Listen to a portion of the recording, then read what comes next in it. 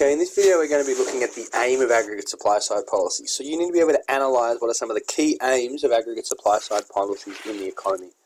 The aim of aggregate supply policies is to improve our living standards. That's the overall aim of aggregate supply policies. And they do that so that we can achieve strong and sustainable growth, full employment and low levels of inflation. So they're trying to simultaneously allow us to achieve all those three goals. They aim to boost our productive capacity to allow for an increased volume of goods and services to be produced without inflationary pressures. So they're aiming to shift our productive capacity out, allowing for non-inflationary growth in the long term. Some of the main aims of aggregate supply policies is they want to boost efficiency and resource allocation. So they want to allow us to become more productive, which would then lead on to increased efficiency, which we'll talk about in the next video. Achieve non-inflationary sustainable growth. They want to cut production costs. Promote full employment in the long term, so by lowering prices help to create more jobs, even though that causes some negative short-term impacts, and overall boost our international competitiveness. So if you got asked for the two main aims of aggregate supply policies, I would say to try and boost our living standards and elaborate on that, and either elaborate on trying to boost our international competitiveness or boost efficiency, and talk about how they go about doing that. In this video, though, we're going to look at four of the key aims of aggregate supply policies, which is fighting stagflation, alleviating capacity constraints, addressing short-term supply shocks, and boosting our productivity and international competitiveness. So we're going to talk about each of these, so I won't elaborate on them now. Fight stagflation is the first one. So basically, aggregate demand policies are less effective in trying to promote, solve stagflation. Because what would happen is we're in a period where we have low growth and high inflation. Aggregate demand policies would be ineffective because they will either cause more inflation or less growth. So for example, if we use contractionary aggregate demand policies, that's going to help to control inflation, but it will slow growth down even further. So when we are in stagflation, generally monetary policy will be contractionary because their main aim is to control inflation, so they may raise the target cash rate, while budgetary policy will be more worried about growth, and they'll be trying to implement expansionary policies. So they're going to counteract each other, and therefore we need to implement aggregate supply policies to achieve growth when we experience stagflation. Aggregate demand policies would be less effective. Alleviating capacity constraints. So capacity constraints are factors that prevent us from producing more goods and services. So capacity constraints don't allow us to increase our output because we have a lack of resources. So what the aim is to try and boost our productive capacity. So capacity constraints can include things like skill shortages, so we can't meet consumers' demand because we don't have enough workers. Queuing at ports, so there's too much demand for goods and services, but we don't have the infrastructure available. Road congestion and traffic jams. Infrastructural bottlenecks are all examples of capacity constraints when we're working close to our productive capacity. The aim of aggregate supply policy is to boost the three Ps, boost population, boost productivity, boost participation, so that we can meet that aggregate demand without inflationary pressures. So by expanding our labour force, increasing our infrastructure potential, all these things can alleviate capacity constraints. Third thing they do is they help to address short-term supply shocks. So what I mean by that is one-off factors that can lead to the supply curve shifting to the left. So for example, when the price of oil increases, that would be a short-term supply shock if it's caused by like a war or something like that. So what the government can do is they can provide tax concessions, for example, for businesses. So when petrol prices are astronomically high, they might reduce excise taxes on petrol to reduce firms' production costs. They might give temporary subsidies to businesses. So if businesses have been negatively affected by oil prices, like transport industry, manufacturing, they can then give them subsidies to try and work against the increase in the price caused by the caused by the oil increasing in price, and again helping to alleviate some of those cost pressures.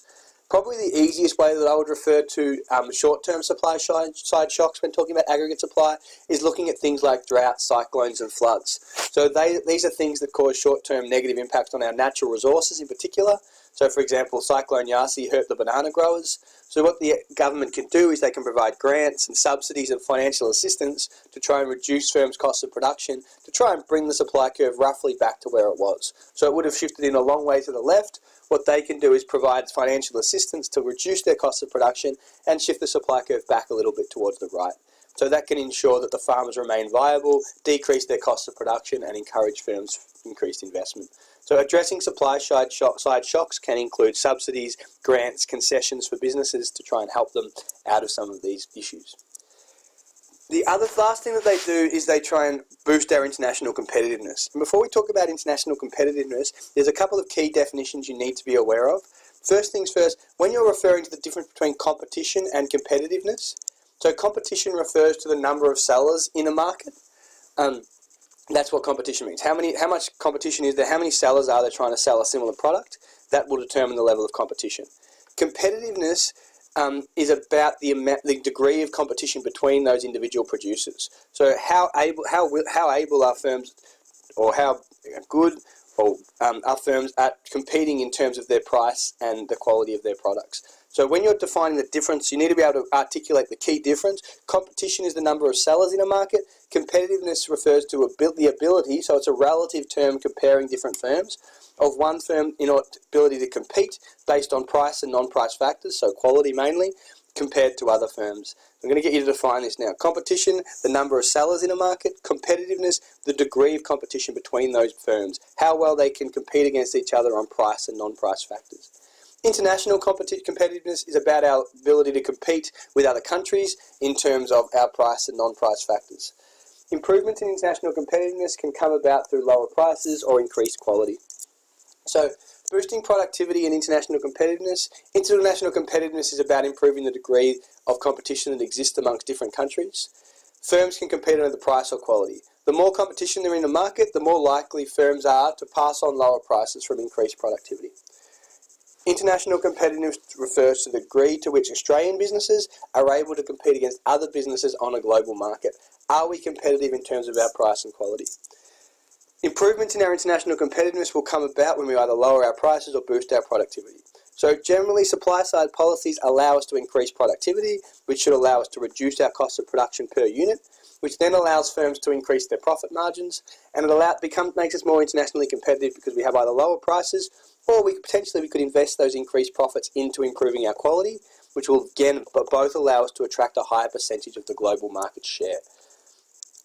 Aggregate supply policies allow us to boost our productive capacity and therefore increase our market share. Productivity improvements are more likely when there's more competition in a market, and an increase in competition is generally the thing that will encourage firms to increase their productivity and reduce their prices. So in Australia, the ACCC tries to increase competition in a lot of Australian markets with the overall aim of trying to make us more competitive on a global scale. Just been talking about competition, just be mindful that there can be supply-side policies that help to boost productivity. So that could include research and development tax concessions, lower income taxes, these kind of things, increasing participation rates. But just be mindful that increased competition encourages firms to seek ways to become more productive, and also provides them with an incentive to pass on their productivity gains to consumers. So supply-side policies that help to make us more productive but don't actually increase competition in a market are less effective in helping us to achieve our goals. So we may have policies that allow us, like labour market reforms, which make us more productive because we're getting paid based on productivity, for example. But if we don't supplement them with policies that increase competition in a market, like trade liberalisation, then productivity improvements may not be passed on in the form of lower prices. So if without the increase in competition, firms may just absorb those higher profits and increase their profit margins as opposed to reducing their prices and providing the ultimate benefit for consumers in the economy. Thank you.